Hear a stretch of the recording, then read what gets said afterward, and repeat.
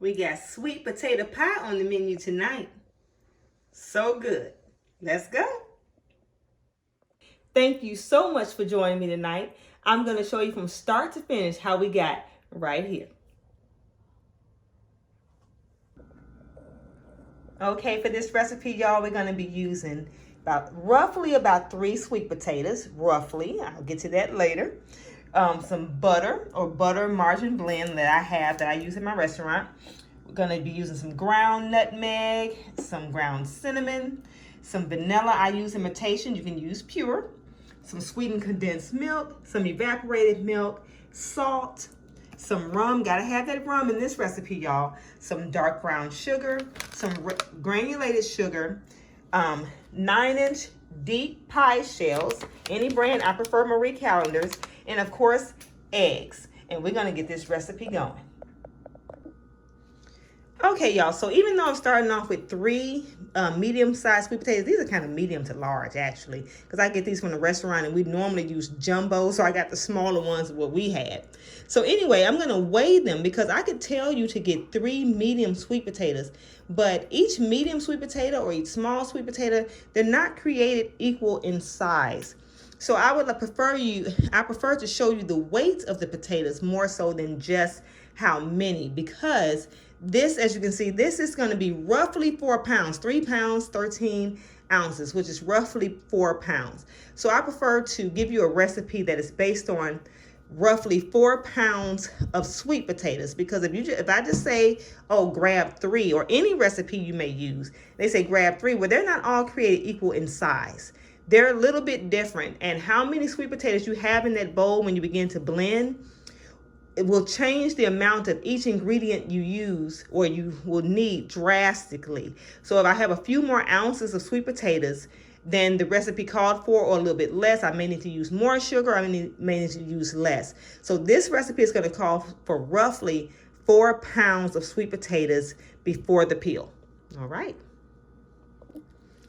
Okay, so in this recipe, y'all, we're going to be using the boil method. I do not bake my sweet potatoes. I prefer to peel and boil. That's how my mom taught me. She made some of the best sweet potato pies. So that's how I do mine. I do not bake my sweet potatoes. I peel, slice, and boil the sweet potatoes. Okay, so of course, get you a really good potato peeler here. And just go to peeling. And you can put a bowl underneath here, but however you want to peel them, y'all. But I just prefer a bag because the bag is just going to make for easier cleanup, because when I'm done peeling, all I have to do is pick the bag up and throw it in the big trash. All right, so we're going to finish peeling these real good. Okay, got that last bit off here. Okay, pick the bag up and trash it. Okay, so we're going to get prepared to slice them for the pot for the boiling. And I don't have the sharpest knife, y'all. I'm hoping y'all's knives is better than mine here. I have such good knives at the restaurant, but the ones at home, I got to get some better knives, y'all. But anyway, I'm rambling on. You want to cut them about a 1/2 inch thick. It's roughly about a 1/2 inch thick here. All right. Because you want them roughly around the same size, because you don't want them to you want them to boil and cook evenly. And this knife is terrible, so I'm definitely not going to bore you with how long it's going to take me to cut this with this extremely dull knife I have. So I'm going to finish cutting my other 2 potatoes and go to the next step. All right, so after you get them all chopped, you just want to give them a quick rinse and put them in the pot. The size pot you use really doesn't matter, as long as it's big enough to completely cover your potatoes with water to where they have enough room to boil comfortably. Again, the size of the pot really doesn't matter all that much. Okay, so from here you're going to put about a tablespoon to about a tablespoon and a half of butter. And you're also going to put in here about a teaspoon to a teaspoon and a half of salt. So while that's all cooking, it's giving that a good amount of flavor in there. Okay, so we're gonna put these potatoes on the stove. They're gonna cook between 20 to 25 minutes or until fork tender. You may want to check them after about 15 minutes. It really depends on how fast how good your flame is on your stove. It depends on how fast they boil and get done. But we're going between 20 and 25 minutes. Check after about 15 minutes until fork tender. All right. Okay, so my potatoes have been boiling for roughly about 25 minutes and they are fork tender. And you just want to make sure they're fork tender, and you don't want to go too much farther than that, because if you go too much farther than that, you're going to make the potatoes very watery and they're going to lose the richness, because you definitely don't want a whole lot of water to infuse those potatoes. So once you get them fork tender, or where a knife can kind of go through it without it just completely turning into mush, it's time to turn them off. So for me, that was 25 minutes, and we're getting ready to drain the water off. So we're going to drain these potatoes in the strainer here.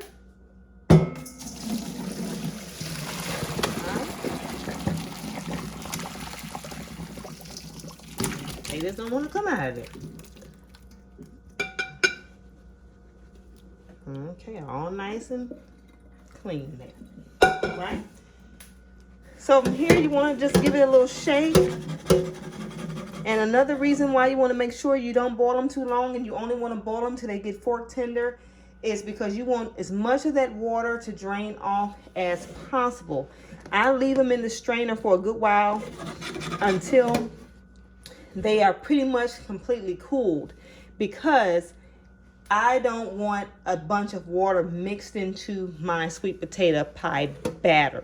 That's gonna make it's gonna take the richness out of the pie itself. So I want to make sure all that water is gone. And you can see, if you take it out too soon, it's still dripping and whatnot. And a lot of people don't realize how important that is. At the restaurant, a lot of times they'll drain the mashed potatoes and they'll begin to mash too quickly. And I said, you have to make sure every ounce of that water is gone, because if you don't, it's going to take away from the richness of the final products. So these potatoes have been drained and completely cooled. See how dry they are. And that's exactly how you want it. There is absolutely no water in the bottom of this bowl. They have been cooling down for a good minute. Okay, so first and foremost, we're going to be using a hand mixer, but just so we can make sure that the hand mixer don't have the potatoes going all over the place, we're going to just take a potato masher and just begin to mash them down to get them all mixed together real good first. All right. Okay, so now we're going to take our hand mixer and we're going to blend this together real good, and this is going to help to get the strings out here. All right.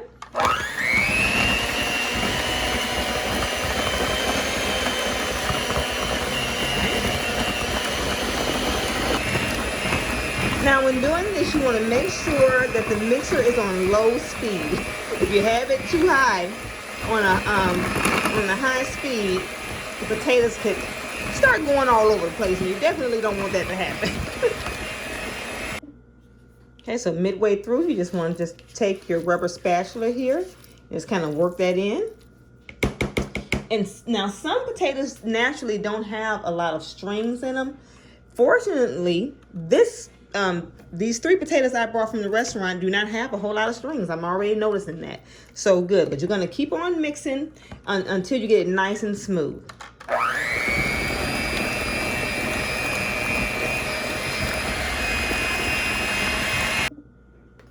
So I have been blending this or mixing this for about a minute and a half on and off, periodically stopping. See right here, there's a few strings on here, but very little. Like I said, this batch of potatoes does not have a ton of strings.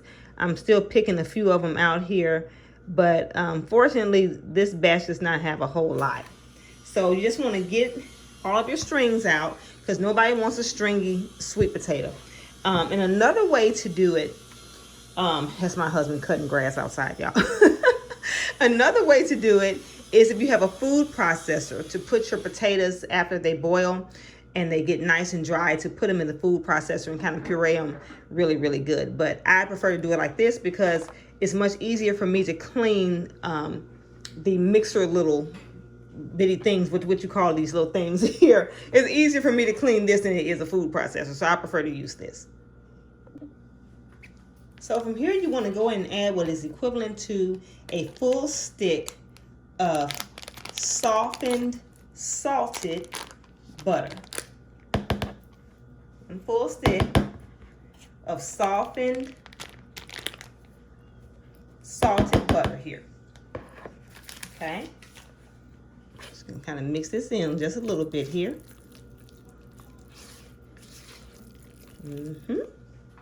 Okay.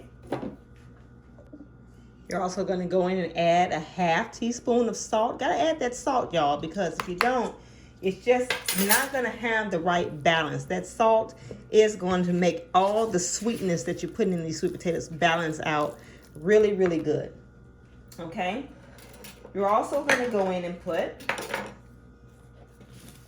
about a 1/3 cup of sweetened condensed. You can see that condensed milk here. Okay. Go on and get all that out of there.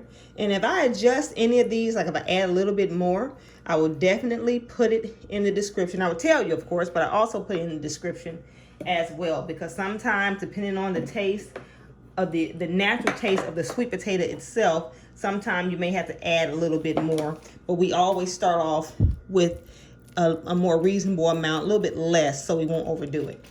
Okay? Okay, we're going to get all these, the first ingredients all just kind of mixed in here pretty good. Y'all, that's already smelling good and looking good. All right. From here, you want to go in and add a tablespoon of imitation vanilla. If you happen to use pure, it'll just be a teaspoon or about a teaspoon and a half. But I use imitation vanilla. For those of you all that watch most of my videos, I guess you all say, we know that, Sandra, you say that all the time. Yes, but I use imitation vanilla because it tastes so good, and I just don't see the point of paying so much for pure vanilla when the imitation does just fine. And it also has a more vanilla flavor than pure. Pure has more of that alcohol flavor in it more so than the imitation. So that's another reason why I use it. Okay, so also you're going to go in and put a teaspoon of rum extract. And that's one reason why I, let me pour it over here. Teaspoon of rum here. Okay. And that's one reason why I weigh those potatoes again. That way, when I'm telling you to put a teaspoon of this, a tablespoon of that, it is for the perfect amount of potatoes. Okay, so we got, ooh, that smells so good. The vanilla and that rum flavor is just, oh my goodness. So delicious, y'all. Okay, so from here, you're gonna go in and put a 1/2 cup of granulated sugar. Let me get this out the way here. 1/2 cup of granulated sugar here. Right, and you're gonna also put in a 1/4 cup of dark brown sugar. Okay, mixing that all in here. It's all coming together little bit by little bit. So now we're going to go in with a teaspoon of cinnamon. Well, I'm going to say 1/2 teaspoon of cinnamon. I'm going to see how this looks and see how this tastes and see if I want to do any more. That full teaspoon, like, it's going to be a little heavy for me. Okay, mix that in just a little bit. And we're going to go with just a little bit, just a tad of nutmeg. Gotta have that little spice, y'all. So we're just going to put about an 1/8 teaspoon of nutmeg. And the nutmeg is optional. Because I know a lot of people, some people are allergic to it. Some people just don't like the spice. I personally like the spice, so I put it in mine. Okay, so I'm gonna mix this all in. So from here, you're gonna put in about a 1/3 cup of evaporated milk here. 1/3 cup of evaporated milk.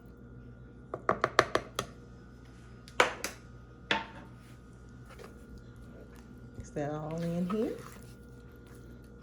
Y'all, this is smelling so good. This is just smelling, whew. Wish I had smell-o-vision, y'all. Wish I had smell-o-vision. All right.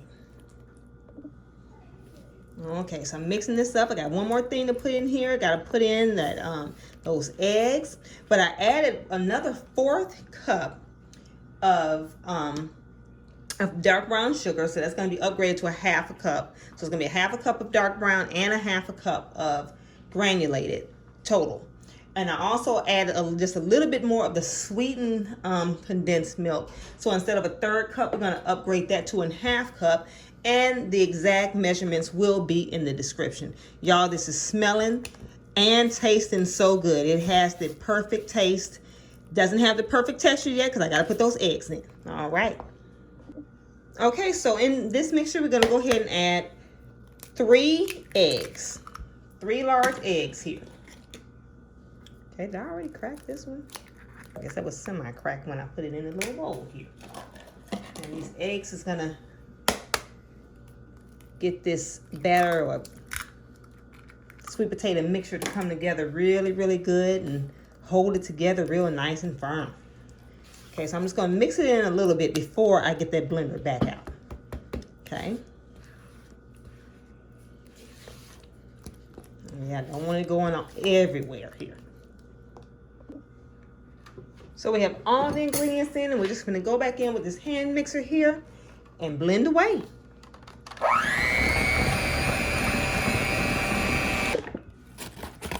Okay, I got that mixed in real good, but I forgot this one last ingredient.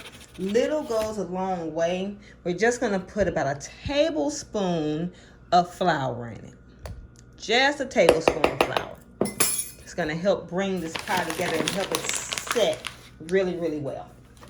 Okay, so we're gonna get this all mixed in.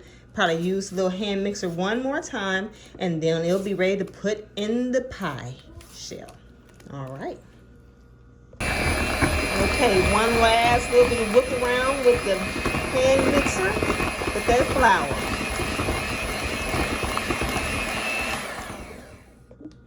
So we are baking 2 pies today. I hope I got 2 pies out of this mini sweet potatoes. So we're gonna protect the crust. This is optional, but if you're doing this my way with my recipe, I would strongly recommend this. You want to protect your crust or the edges of your crust from burning. So what I do is I just take some foil here and I just go around the perimeter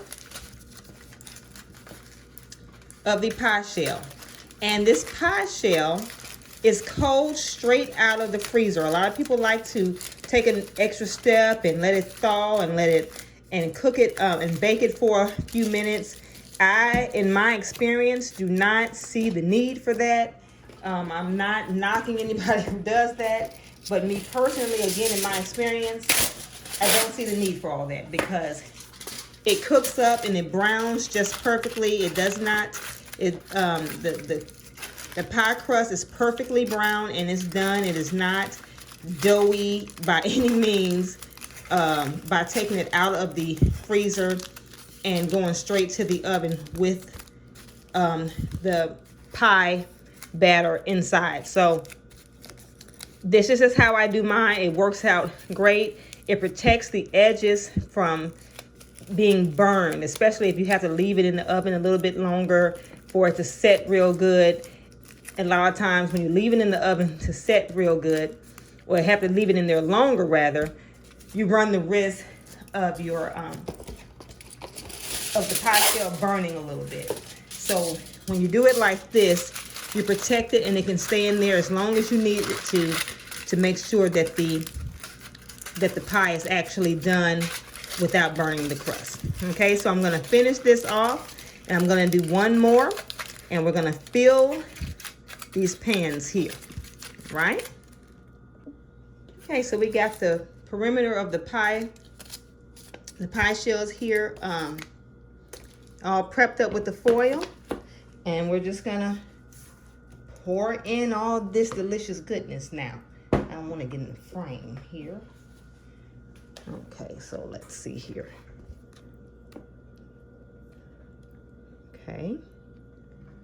Oh, this might have made more than 2. All right, let's see here.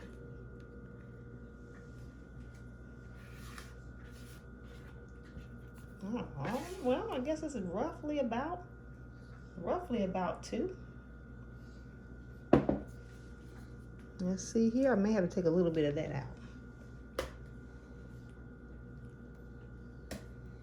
Okay, all right, so we're just gonna go in and just kind of smooth it out here.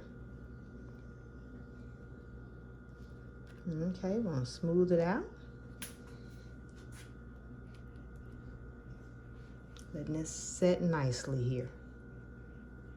And I have it on a baking sheet here, a brownie sheet, a cookie sheet. It's easier to put in the oven without grabbing the sides of the pies that you may kind of tear up if you're holding them by the sides, putting them in and out. So got it on a nice little baking sheet here. Okay, so getting ready to put these in the oven. They're gonna bake between 45 minutes to an hour on 350, right? You got a little piece of something in there. A little piece of that brown sugar that didn't get mixed in, okay? All right, like I said, a little bit of this is on the foil. You don't even worry about that because that's coming off anyway, okay? So again, 350 degrees, between 45 minutes to an hour, and it's gonna be done. Okay, y'all, so the pies have been baking roughly a solid hour. Okay, now I just took them out, so they're very, very hot. And while they're very, very hot, I am proceeding to take off the foil. And because it's really hot, it's gonna give away, it's gonna give from the pie crust very easy. See how easy that is? And it's nice and brown. That's really warm. Gotta wash my fingers. And it's the crust is nice and done. Nice and done. And the foil is coming off pretty easy here. I want to burn my hand here, but I like to take it off while it's still nice and hot here. Okay, right. I want to burn myself here. All right.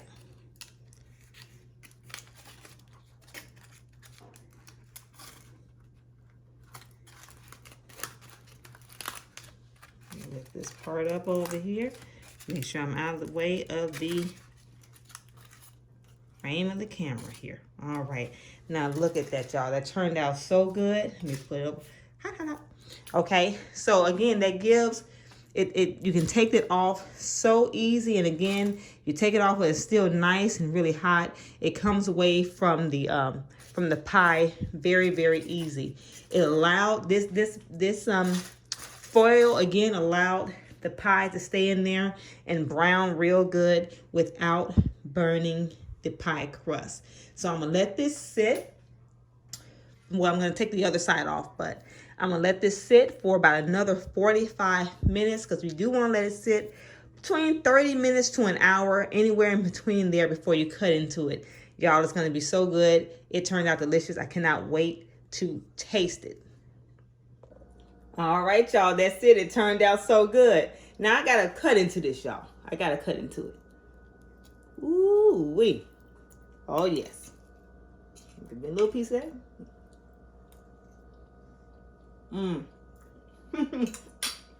That is so good, y'all. So sweet, so smooth, and of course so delicious, y'all. Try this recipe out, and y'all please let me know how you liked it. I will see y'all next time. We got sweet